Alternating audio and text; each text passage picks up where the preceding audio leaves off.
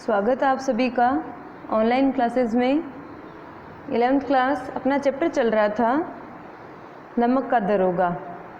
तो पीछे की क्लासेस में अपन ने यही पढ़ा है कि सर्वप्रथम तो अपन ने प्रेमचंद का परिचय पढ़ा, फिर जो अपने मुख्य प्रमुख पात्र है मुंशी बंसीधर, जिनकी नौकरी लगती है, पिताजी उनको हिदायत देते हैं और वे अपने वो क्या है एक धर्म परायण कर्तव्यनिष्ठ ईमानदार व्यक्ति है ना। दरोगा के पद पर उनकी नियुक्ति होती है। तो ये सारी चीज़ें अपन ने पीछे के क्या है क्लासेस में पढ़ ली है और फिर अपनी ईमानदारी और कर्तव्यनिष्ठता का वो पालन भी करते हैं। और जब पंडित एलोपीदीन चोरी छुपे नमक की गाड़ियाँ भिजवाते हैं तो इनको हिरासत में भी लेते हैं, ऐसा अपन ने पढ़ा। लेकिन अब तक तो क्या हो रही थी, धर्म के ऊपर धन की क्या है विजय हो रही थी, क्योंकि पंडित एलोपीदीन बड़े ही प्रतिष्ठित व्यक्ति थे, समाज में उनका नाम था और खूब पैसे थे और उन्हीं रुपयों के बल पर वो क्या है सब जगह अपनी जीत क्या है हासिल कर लेते थे। सब उनके अधीन थे। गांव आसपास के गांवों के एक भी ऐसा व्यक्ति नहीं था जो इनके ऋणी नहीं थे और अंग्रेज़ों का भी इनके यहाँ आना जाना लगा रहता था। तो इस प्रकार अपन ने ये नमक का दरोगा जो कहानी है प्रेमचंद की ये पढ़ी है। आज इसका लास्ट भाग है। अब तक तो ये भाई पंडित एलोपीदीन को हिरासत में लेते हैं। आज अपन ये पढ़ेंगे कि यहाँ क्या हुआ। इन्होंने यहाँ तो अपने कर्तव्यता का पालन किया, लेकिन जो ऊंचे अधिकारी थे उन सबको धन के माध्यम से पंडित एलोपीदीन ने क्या है अपने अधीन कर लिया था, अपने पक्ष में कर लिया। और यहाँ मुंशी बंसीधर क्या है अकेले ही खड़े रह गए और अंत में पंडित एलोपीदीन को निर्दोष घोषित किया गया और इनकी नौकरी भी चली गई। लेकिन एक समय के साथ क्या होता है, पंडित एलोपीदीन को इनकी ईमानदारी पे गर्व होता है और वो इन्हें अपनी संपूर्ण संपत्ति का क्या है ये मैनेजर घोषित करते हैं। तो आइए अपन ये चैप्टर पढ़ते हैं। देखिए आगे क्या है। यहाँ तक देखिए, यहाँ तक मुंशी जी को न्याय भी अपनी ओर से कुछ खींचा हुआ दिख पड़ता है। वह न्याय का दरबार था, परंतु उसके कर्मचारियों पर पक्षपात का नशा क्या है छाया हुआ था। किंतु पक्षपात और न्याय का क्या मेल है। जहाँ पक्षपात हो वहाँ न्याय की कल्पना भी नहीं की जा सकती। मुकदमा शीघ्र ही समाप्त हो गया। क्यों हो गया था शीघ्र ही समाप्त? क्योंकि सबके मुंह क्या है रुपयों से बंद कर दिए गए थे। डिप्टी मजिस्ट्रेट ने अपनी तजवीज़ में लिखा, तजवीज़ यहाँ राय के लिए आया है, निर्णय जो लिया था उसकी बात हो रही है कि पंडित एलोपीदीन के विरुद्ध दिए गए प्रमाण क्या है निर्मूल और भ्रमात्मक है ना, कि यह भ्रम हो गया था, ऐसा कोई कार्य वहाँ नहीं हुआ था। वह एक बड़े भारी आदमी है। ये बात कल्पना के बाहर है कि उन्होंने थोड़े लोग के लिए ऐसा दुस्साहस किया हो कि ऐसी बात हो ही नहीं सकती कि इतने से तुच्छ लाभ के लिए वो इतना कोई कार्य ऐसा करेंगे। यदि भी नमक के दरोगा मुंशी बंसीधर का भी अधिक दोष नहीं है, लेकिन ये बड़े खेद की बात है कि उनकी उद्दंडता और विचारहीनता के कारण एक भले मानुष को कष्ट झेलना पड़ा। बात आ रही है ना समझ में। देखिए पूरा न्याय, पूरा निर्णय ही बदल दिया गया है। पैसों की इतनी ताकत है। हम प्रसन्न हैं कि वो अपने काम से सजग और सचेत रहता है, किंतु नमक से मुकदमे की बढ़ी हुई नमक लाली ने उसके विवेक और बुद्धि को भ्रष्ट कर दिया है। भविष्य में उसे होशियार रहना चाहिए। बात आई ना ध्यान में कि ऐसा दुस्साहस इन्होंने किया है, इस कारण ये जो भले मानुष है कौन पंडित एलोपीदीन, इनको क्या है कष्ट झेलना पड़ा। इसलिए आगे से ऐसा कार्य नहीं करना पड़े, ऐसी हिदायत उनको दी गई। इतनी हिदायत से काम नहीं चलेगा, उन्हें नौकरी से भी बर्खास्त कर दिया जाएगा। वकीलों ने यह फैसला सुना और उछल पड़े। पंडित एलोपीदीन मुस्कुराते हुए बाहर निकले। स्वजन बंधुओं ने रुपयों की लूट की। उदारता का सागर उमड़ पड़ा है ना, क्योंकि जो इनके पक्ष में थे, जिन्होंने इनका क्या है मुकदमा लड़ा था, उन सबको क्या है रुपयों की लूट की, अर्थात उनसे रुपए लिए थे। उदारता का सागर उमड़ पड़ा। उसकी लहरों ने अदालत की नींव तक हिला दी है ना, कि रुपयों ने अदालत की नींव तक हिला दी थी। जब बंसीधर बाहर निकले तो चारों ओर से उनके ऊपर व्यंग्य बाणों की वर्षा होने लगी। चपरासियों ने झुक झुक कर सलाम किए, किंतु इस समय एक एक कटु वाक्य, एक एक संकेत उसकी गर्वा अग्नि को प्रज्वलित कर रहा था। बात आ रही है ना ध्यान में। फिर देखिए, कदाचित इस मुकदमे में सफल होकर वह इस तरह करते हुए न चलते, आज उन्हें संसार का एक खेदजनक विचित्र अनुभव हुआ।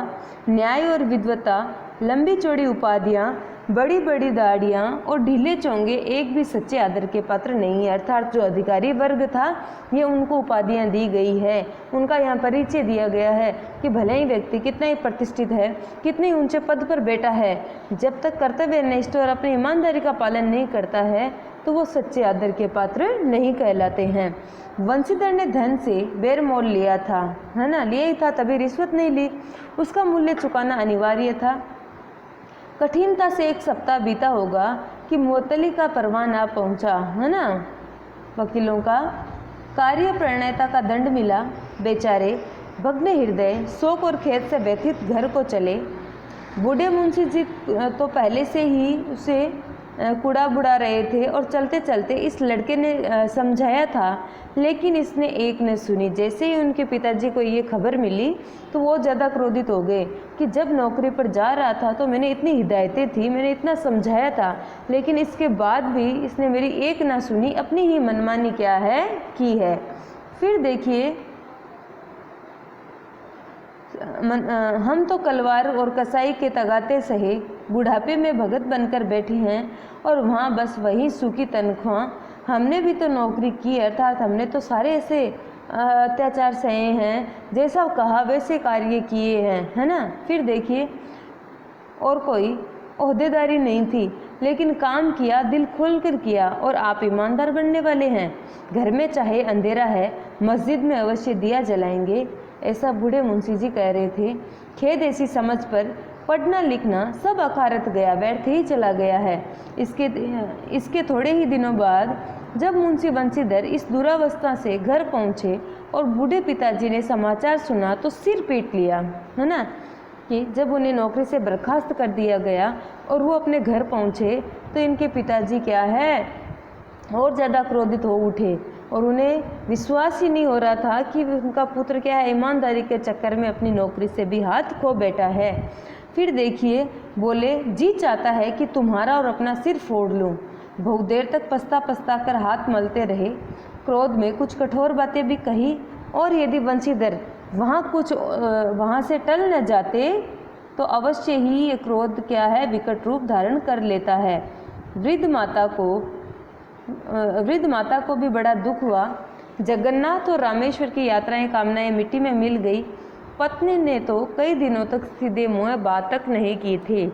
अब यहाँ ऊपर क्या पंक्ति आई थी कि मुंशी वंशीधर वहाँ से टल नहीं जाते तो ये क्या है, विकट रूप ले लेता। अर्थात जब किसी भी व्यक्ति को क्रोध आता है, सामने वाला व्यक्ति सामने होता है तो उसकी स्थिति और ज़्यादा क्या है, उग्र हो जाती है, और वो व्यक्ति वहाँ से निकल जाता है तो कुछ समय पश्चात क्रोध भी क्या है, शांत हो जाता है। जो क्षति होने वाली होती है वो नहीं होती है। और हर एक माँ की इच्छा होती है कि उनका बेटा जॉब लगेगा, अच्छी नौकरी करेगा तो वो भी क्या है, यात्राएं करेगी, तीर्थ यात्राएं करेगी। ऐसे ही मुंशी बंशीधर की माँ के मन में ऐसी आशाएं थी, लेकिन जैसे ये समाचार सुना तो उनकी सारी कामनाएं, सारी इच्छाएं क्या है, उनको मिट्टी में मिलती हुई दिखाई दी। और उनकी पत्नी भी उनसे क्या है, गुस्सा थी। इसी प्रकार 1 सप्ताह बीत गया। संध्या का समय था। अब देखिए, अब तक तो अपन एक भाग पढ़ रहे थे। अब यहाँ प्रेमचंद ने धन के ऊपर धर्म की जीत का क्या है, विचार प्रकट किया है। बूढ़े मुंशी जी बैठे राम नाम की माला जप रहे थे। इसी समय उनके द्वार पर सजा हुआ रथ आकर रुका। अरे और हरे और गुलाबी पर्दे, पछिए बैलों की जोड़ी, उनकी गर्दनों में नीले धागे, सींगे पीतल में जड़ी हुई, कई नौकर लाठियों कंधों पर रखे साथ थे। मुंशी जी अगवानी को दौड़े। देखा तो पंडित अलूपीदीन, क्योंकि वो क्या है, जमींदार थे, प्रतिष्ठित व्यक्ति थे, धनवान व्यक्ति थे, तो इतना तो उनका क्या है, समाज में प्रतिष्ठा थी, नाम था। फिर देखिए, झुककर दंडवत किया, अर्थात उन्होंने हाथ जोड़कर क्या है, प्रणाम किया। फिर देखिए, लल्लो चप्पो की बातें करने लगे। हमारा भाग्य उदय हुआ जो आपके चरण इस द्वार पर आए। लल्लो चप्पो क्या है, उनके पक्ष में बोलना, उनकी तरफदारी करना। आप हमारे पूज्य देवता हैं, आपको कौन सा मुंह दिखावें, मुंह में तो कालिक लगी हुई है, किंतु क्या करें, लड़का अभा का कपूत है, नहीं तो आपसे क्यों मुंह छिपाना पड़ता। ईश्वर निसंतान चाहे रखे, पर ऐसी संतान न दे। ये सारी बातें बूढ़े मुंशी जी अलौकिक से क्या है कहते हैं। उनको इस बात का बड़ा खेद होता है कि मेरे पुत्र ने क्या है गलत किया है। हालांकि उनके पुत्र ने ऐसा कोई गलत कार्य नहीं किया था, ईमानदारी का परिचय करवाया था, लेकिन उस समय की जो स्थिति थी है ना, उसकी यहाँ क्या है विचार विमर्श किया गया है। वो उनसे ही प्रार्थना कर रहे हैं कि लड़का अभागा कपूत है, ऐसी संतान होने से तो अच्छा है संतान ना हो। ऐसे विचार मुंशी वंशीधर के पिताजी के मन में आते हैं। पंडित अलौकिक ने वंशीधर से कहा, दरोगा जी, इसे खुशामद न समझिए, खुशामद करने के लिए मुझे इतना कष्ट उठाने की जरूरत न थी। उस रात को आपने अपने अधिकार के बल मुझे अपनी हिरासत में लिया था, किंतु आज मैं स्वेच्छा से आपकी हिरासत में हूँ। मैंने हजारों रईस और अमीर देखे हैं, हजारों उच्च पदाधिकारियों से काम पड़ा है, किंतु मुझे परास्त किया तो आपने, है ना, कि मेरे जीवन में ऐसी अनेक परिस्थितियाँ आई है, ऐसी बाधाएं भी आई थी, मैंने ऐसे बड़े बड़े कार्य भी किए हैं कि मुझे बड़े से बड़े अधिकारियों तक क्या है जाना पड़ा था। लेकिन सब क्या है पैसों की माया है। मैंने अपने धन के बल पर सारे कार्य क्या है आसानी से करवा लिए, लेकिन जब बाधा आई तो एक आपसे आई थी। आपसे मेरा ऐसा पाला पड़ा कि आपके सामने मुझे क्या है झुकना पड़ा था, किंतु मुझे परास्त किया। अर्थात मुझे जीवन में अगर हारना पड़ा तो सिर्फ और सिर्फ आपसे, एक मामूली से अधिकारी अर्थात एक दरोगा के पद पर रहने वाले व्यक्ति ने अपनी ईमानदारी का, कर्तव्य निष्ठता का परिचय दिखाते हुए मुझे हिरासत में लिया। आज तक ऐसा दुस्साहस किसी का नहीं हुआ था। ऐसा कौन कहते हैं? पंडित अलौकिक। फिर देखिए, मैंने सबको अपना और अपने धन का गुलाम बनाकर छोड़ दिया। मुझे आज्ञा दीजिए कि आपसे कुछ विनय कर सकूं। यहाँ उन्होंने अपनी मन स्थिति या जिस बात पे उन्हें गुमान था वो बात उन्होंने कह दी है कि मैंने सभी अधिकारियों को या कोई भी जहाँ भी मेरा काम हुआ सबको मैंने अपना और अपने धन का क्या है गुलाम बना दिया था। एक इस दुनिया में एक आप ही ऐसे निराले थे जिसको मैं अपने धन के क्या है गुलाम नहीं बना सका, अपने अधीन नहीं कर सका। वंशीधर ने अलौकिक को आते देखा तो उठकर सत्कार किया, किंतु स्वाभिमान सहित समझ गए कि ये महाशय मुझे लज्जित करने और जलाने आए हैं। जैसे ही उन्होंने पंडित अलौकिक को अपने घर पे देखा तो उनके मन में यही विचार आए कि ये पीछे पीछे भी इसी कारण आए हैं कि देखो अपनी ईमानदारी का परिचय देने का हास्य क्या होता है। आज तुम अपनी नौकरी से भी हाथ धोकर अपने घर बैठ गए हो, अर्थात मुझे ये लज्जित करने के लिए यहाँ आए हैं। क्षमा प्रार्थना की चेष्टा नहीं की, वरन उन्हें अपने पिता की यह ठाकुर सुहाते की बात ऐसी प्रतीत हुई कि जो उनके पिताजी बार बार पंडित अलौकिक के हाथ जोड़ रहे थे, उनसे प्रार्थना कर रहे थे, ये सारा दृश्य मुंशी वंशीधर को क्या है खटक रहा था। पर पंडित जी की बातें सुनी तो मन की मेल क्या है मिट गया। पंडित जी की ओर उड़ती हुई दृष्टि से देखा, सद्भाव झलक रहा था। गर्व ने अब लज्जा के सामने सिर झुका दिया था। शर्माते हुए बोले, यह आपकी उदारता है जो ऐसा कहते हो। मुझसे जो कुछ अविनय हुआ उसे क्षमा कीजिए कि मुझसे कोई भूल हुई है, मुझसे जो गलत कार्य हुआ या मेरे कारण आपको कोई कष्ट झेलना पड़ा तो उसके लिए मुझे माफ़ कर दीजिए। मैं धर्म की बेड़ी में जकड़ा हुआ था, नहीं तो मैं वैसे आपका दास हूँ। तो यहाँ ये बात भी ये स्वीकार करते हैं कि मेरे जो नौकरी का, मेरे जो अधिकार का धर्म था, मैं उसमें क्या है जकड़ा हुआ था, इसीलिए मैंने ऐसा कार्य किया, नहीं तो मैं आपका क्या है दास ही हूँ। जो आज्ञा होगी वह मेरे सिर माथे, कि आपकी जो भी आज्ञा होगी मैं वो क्या है स्वीकार करूँगा। अलौकिक ने विनीत भाव से कहा, नदी तट पर आपने मेरी प्रार्थना नहीं स्वीकार की थी, किंतु आज स्वीकार करनी पड़ेगी। वो उनके घर आ गए और ये प्रार्थना कर रहे हैं। वंशीधर बोले, मैं किस योग्य, किंतु जो कुछ सेवा मुझसे हो सकती है उससे मैं त्रुटि न होगी।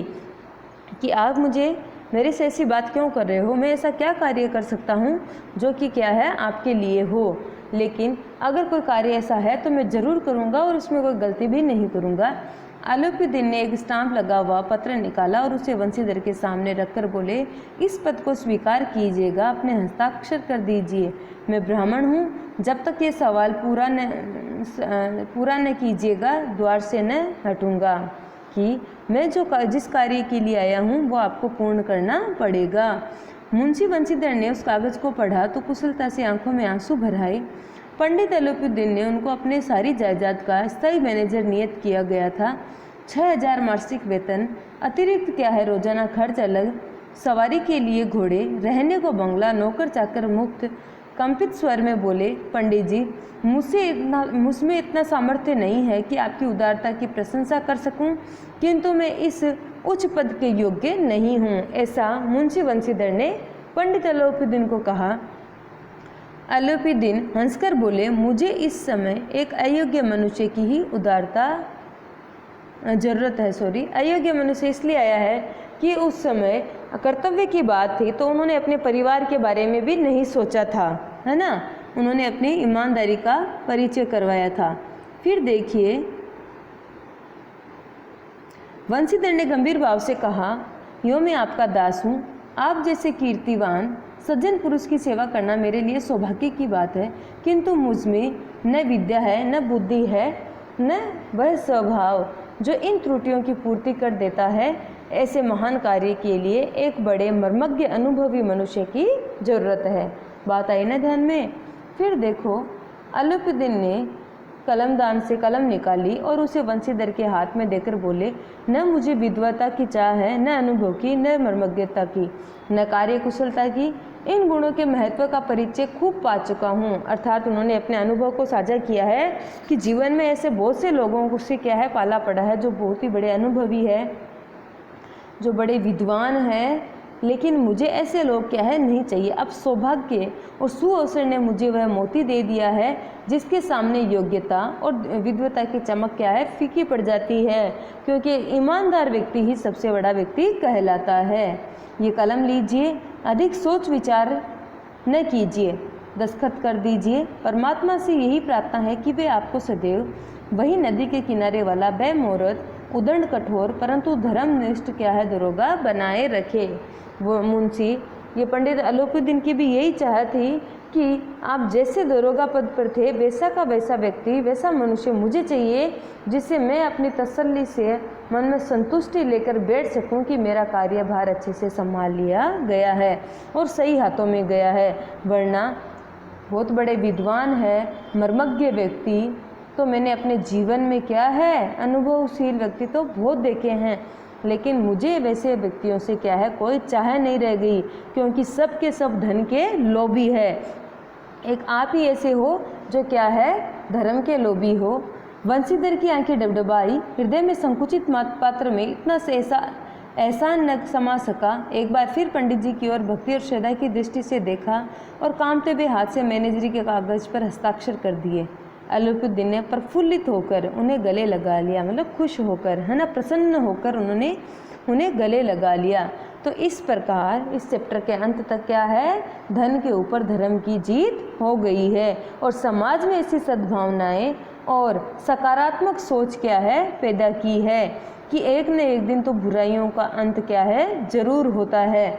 और अपने ईमानदारी और अपने कर्तव्य निष्ठा के मार्ग से अपन को कभी भी विमुख नहीं होना चाहिए। ईमानदारी से अपने कार्य को और अपने कर्तव्य का निर्वाह करना चाहिए। तो 11th क्लास अपना जो पहला चैप्टर था मुंशी वंशीधर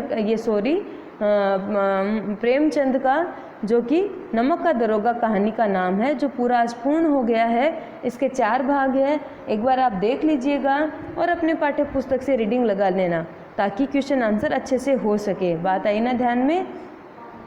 फिर नेक्स्ट क्लास में अपन नेक्स्ट अगला चैप्टर लेंगे जो कि मियाँ नसरुद्दीन का है, जिसका परिचय मैं आगे आपको बताऊंगी। तो पद्य भाग में भी अपने ये 2 चैप्टर कंप्लीट हो गए हैं और इधर एक तीसरा चैप्टर चल रहा है, उधर तो इधर एक हो गया है। तो बेटा अपनी नोटबुक में कार्य करना ताकि इकट्ठा ना हो और इस चैप्टर की रीडिंग लगा लेना। धन्यवाद।